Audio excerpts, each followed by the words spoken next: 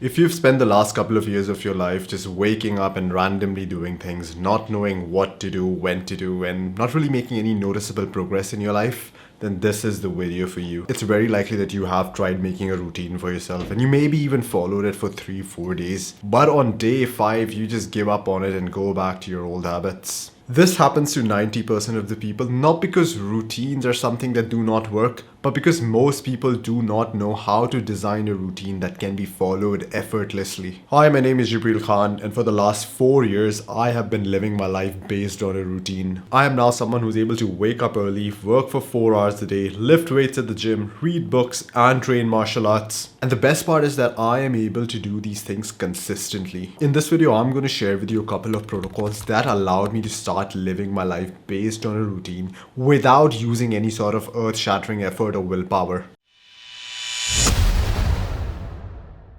Imagine if you could feel highly motivated, highly energetic the moment you sat down to do a task which is on your routine. Whether it's studying, working out, you were just like full of energy and pumped and ready to go. But that isn't really what happens. Most people actually fail to do a task on their routine is because when they actually go out there to attempt the task, they feel lazy, tired, out of energy, unmotivated, and eventually they just decide to skip the task and do something fun instead. And the funny part is they get this burst of energy and motivation right when they're about to fall asleep. You see, your body has a clock of its own which pretty much dictates when you're going to be alert and energetic and when you're going to be tired and sleepy. This is called your circadian rhythm. If your circadian rhythm is messed up, then no matter what fancy routine you designed for yourself, you are never going to be able to follow it long term. So the first thing that makes the bedrock of long term consistency is actually feeling alert and motivated when you're supposed to, and feeling tired and sleepy when you're supposed to.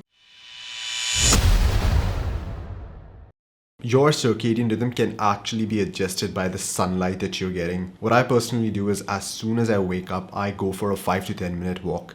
This way I'm getting direct sunlight and I'm sending the right message to my body that, hey, look, the sun is out. It's time to work. It's time to pump out the right hormones. It's time to get me energetic. It's time to get me motivated. Then for the rest of the day until late in the evening, I try to get as much sunlight as possible. I would probably go for one of these short walks after every 90 minutes or 2 hours. This way I'm constantly sending the right message to my body. Now light has this property to keep you alert and suppress sleep, but you actually do want to fall asleep later in the day. So later in the day, like 2 hours before my bedtime, I would dim away all the lights and just turn on this tiny little yellow lamp that I have. This way the body gets the opposite message. It gets the message that, hey, calm down, it's night time, relax, turn things down. Just by getting the right signals to your body and feeling the right way at the right times, you are going to realize that you're a lot more consistent with your routine.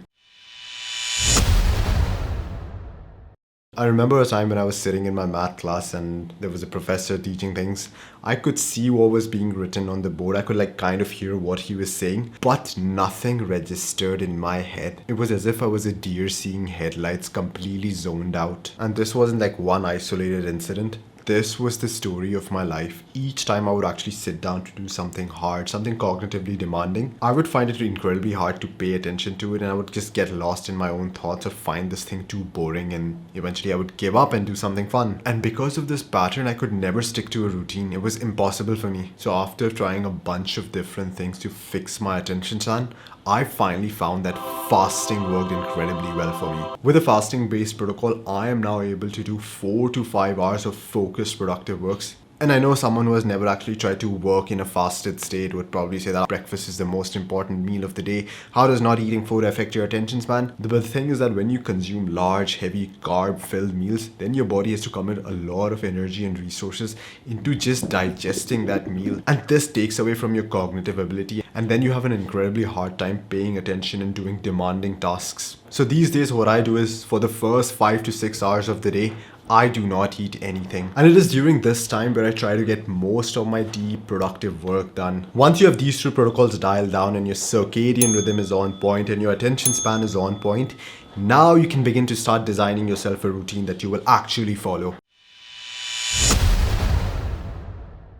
The first thing when it comes to designing a routine is that you need to isolate 2 to 3 core tasks. Ask yourself this question: what are the 2 to 3 things you would like to get done in a day? And if you got them done, then you would consider that day as successful. We are going to call these things your core tasks of the day, and they are going to get the highest priority in your day. What you're going to do next is you are going to put these core tasks in your routine, and next to each task, you are going to write the time at which you intend to perform that task. And I know that just writing the time down might not feel like a big deal. You're probably thinking that I know the time in my head. No, write it down next to the task. What writing the time down does is that it removes the process of decision making. Tomorrow, when you wake up, when you're lost and confused, when you have 1,000 different thoughts coming up, all you have to do is ignore all of them and simply look at what your routine says. The decisions have been made for you. The next important thing is, where exactly do you place these core tasks? I try to put most of my core tasks early on in the day.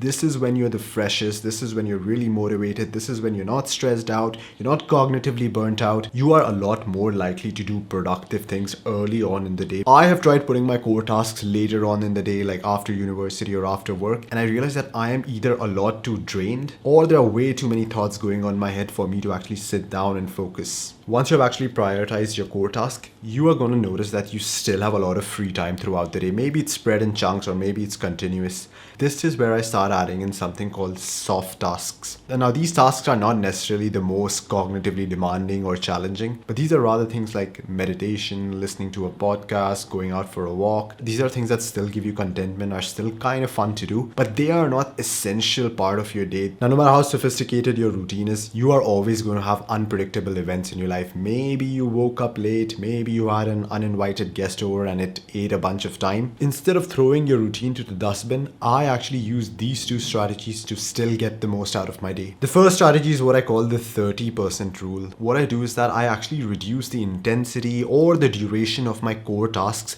down to just 30%. This way I still follow a routine and get most of my core tasks done, while also compensating for the time and not really missing out on anything in the routine. The second strategy that I use is that I actually replace all the time that I've assigned to filler tasks and replace them with core tasks. This way I have like a longer window to actually dedicate to my core tasks. So even if I've missed a couple of hours here and there due to unpredictable events, I know that I can still get these core tasks done. And to be honest, 4 or 5 times a month, you are going to have to use these strategies. If you do not have a way to actually deal with unplanned circumstances, chances are that you're just going to give up on the routine. If you would like to work with me to build your strong foundation of discipline and to build your routine that you can consistently follow for years, then make sure that you click on the link in the description and book a one-on-one call with me. Alternatively, you could DM me on Instagram. My ID is Jibreal Khan 97.